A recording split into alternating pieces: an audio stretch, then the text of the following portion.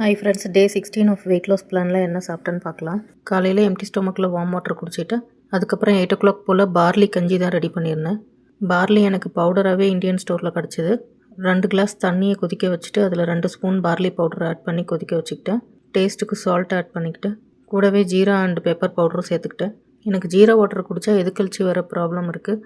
ஆனால் இந்த மாதிரி கஞ்சி ஏதாவது குக் பண்ணும்போது அதில் ஜீரா பவுடரை கலந்து குக் பண்ணி சாப்பிட்டேன்னா எனக்கு ஒன்றும் பண்ண மாட்டேங்குது.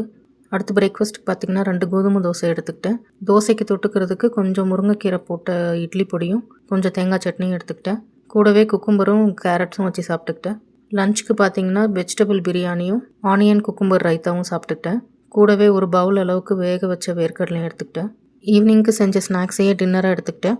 பீச் ஸ்டைல் சுண்டல் மசாலா தான் பண்ணியிருந்தேன். ஆனியன்ஸ் கொத்தமல்லிலாம் சேர்த்து லெமன் ஜூஸ் புழிஞ்சு விட்டு சாப்பிடும்போது நல்லா இருந்தது. அதோட அன்றைக்கி அரௌண்ட் 3500 ஸ்டெப்ஸ் நடந்து அன்றைக்கி டேயை கம்ப்ளீட் பண்ணியிருந்தேன். இன்னொரு வெயிட் லாஸ் வீடியோவில் மீட் பண்ணுறேங்க. பை.